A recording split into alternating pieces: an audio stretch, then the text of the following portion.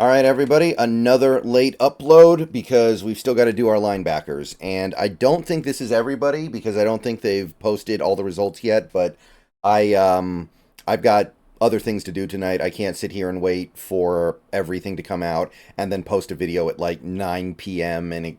You guys understand. I'm just trying to process what we've gotten. And what we've gotten is a lot. So I'm going to go ahead and take a look at the linebacker data that we have so far and talk through what I'm seeing from this crop, the good and the bad. And again, this is purely combine stuff. This obviously, we're not really talking about what they did on the field because that stuff will become evident later in the process and became evident previously in the process when we were watching them play throughout the season. So let's take a look at what stood out to me at the linebacker group. I got 5 guys that I thought caught my attention in a positive or negative way. Let's start with one of the stars of the show, not all for good reasons, but Payton Wilson. So Payton Wilson absolutely killed the running. He can fly. He's a speed demon out of North Carolina State. I think he won that award for best defender in the country or whatever. I can't remember what it's called. 4.43 40 at 333 pounds, 1.54 10-yard split. That's definitely going to do it. I know 233 pounds seems a little light, but in the modern NFL, it's really not. So that is a really good time. He can fly. Definitely going to be a guy who can go sideline to sideline in the NFL. I believe both are tops at his position still for 10-yard split and 40-yard dash. Now, his jumps were average. 34.5-inch verticals, about average. 9-foot 11-inch broad is average. So his explosiveness left a little to be desired, but it wasn't bad. What is bad, however, and what might be kind of a deal breaker here, is his arms. His arms are 30.5 inches long. That's the 6th percentile for linebackers, off-ball linebackers. 30.5. That means a lot of missed tackles. That means a lot of difficulty wrapping up. That is going to be a problem. So it would be too bad if this was an example of a guy who could do everything, but his body betrayed him. But that may be the case with Payton Wilson. Those arms are so short, hard for me to believe that he ends up as a top linebacker pick in even this draft, where the linebacker crop is a little bit on the weaker side. So mixed bag for Payton Wilson. He did what he could. He's just cursed by his not frail body, but oddly shapen body, I guess we'll say. I guess we'll go with that.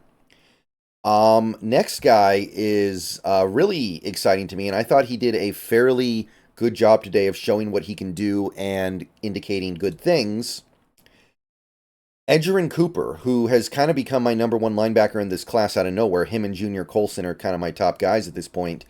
He weighed in at 230, so a little bit light, but not critically light. It's still heavier than I think a lot of linebackers last year. 230 is okay. And he had a great dash. 4.51 was good. The 1.54 10-yard split is excellent. So very quick to accelerate. Not very explosive. The jumps were just okay. 34.5 inches vertical, 9-foot 10-inch broad. So the jumps were lackluster. So maybe he's not very explosive. However, unlike Payton Wilson, what I can say is this guy's got the Freddy Krueger arms, 34 inches. So he's got the opposite. He's got the opposite thing where he's going to be able to wrap up. He's not going to miss a lot of tackles, and he's going to be able to be more disruptive when in coverage because he's got arms that are 3.5 inches longer, 95th percentile. Those 3.5 inches matter, man. Those 3.5 inches, they don't sound like it would be that big of a deal, but that's the difference between 6th percentile and 95th percentile.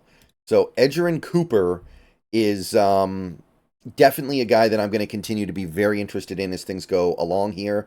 He can do a little bit of everything, and his testing scores were good enough to convince me that there's something really nice going on here. Here we go with a sleeper here. This is a guy who I haven't been that interested in, but he tested well, and it's kind of weird that I'm not that interested in him because he was local and I watched every game he played. Olu Fio, excuse me. Difficult one to pronounce. I didn't really view him as like a top NFL guy. I thought that he was probably going to make the NFL. I didn't get the sense that he was going to be much of anything beyond that, but these testing numbers are indicative of something maybe a little better than I was expecting. His speed was pretty good. 4.56, 40, 1.59 10-yard split. That's okay. That works.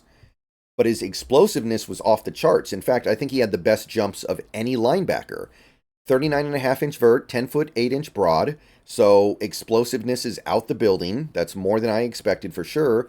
He's got 32, almost 33-inch arms, so that's going to definitely be good enough. It's not stellar, but that's more than good enough. And he's over 236, 235. So he weighs enough. He's not undersized. He's not one of these guys who sacrifices size for explosiveness. He's just generally an explosive guy, despite having a roughly average build for a linebacker these days. He is a little bit short, maybe. Not even 6'1". We don't love that. But this is now a guy who I think definitely deserves to be drafted and will probably make some kind of NFL impact. I was very interested to see how Cedric Grey would do with this combine because he's a guy who reportedly had tested poorly in his past, but that was years ago. So I wanted to see how he would test now because I really liked what he did in college, but I was aware of the fact that it's possible that he just looked more athletic than he was because he was playing for North Carolina. So he was a little bit on the slower side, 4.6, 4.40, 1.59 10-yard split, but not undoable, but not untenable. It's not awful. It's just lackluster. He did show explosiveness. 35.5-inch vertical is good. 10-foot broad jump is good. His 32.5-inch arms are okay. You would like to see longer, but it's long enough. I think it's right around the median, the middle of the average linebacker at the combine. And he's 234, so he's not undersized or anything like that. So there are issues, but it's not a capital offense, I don't think. He's not fast, but he's going to not be slow, I don't think. He's a little undersized, but not critically oversized. He's got good explosiveness to help make up for some of these shortcomings. So I think Cedric Grey did well for himself, and I don't know if he's going to work his way into the top 100, but I could see it, and I would not be against it. I like this guy a lot. I just needed to see him test adequately, and he did. Final guy is a guy that the Seahawks met with over this week, Trevon Wallace, and that's why we're talking about him now, because we know the team is interested in him, and he tested well. 4.5, 140, that's nice for a guy who's almost 240, so almost 240 pounds. 4.5, 140 equals okay, we've got something here. 1.62 10-yard split isn't very good, so acceleration could be better, but the 37.5-inch vert is pretty good. The 10-foot 7-inch broad works for sure. So he can jump. He's got the explosiveness. That broad jump is one of the highest scores for any off-ball linebacker at this combine, actually. And his arms, 32 and 5/8, workable. Not great, but workable. And he's heavy enough to where I think he'll be able to hold up in the NFL. So I think Trevon Wallace has made himself a little bit of draft capital with his performance. So, yeah, Trevon Wallace, good job. And I can see why the Seahawks have a little bit of interest here. So the Kentucky linebacker boosted his stock a little bit in my estimation.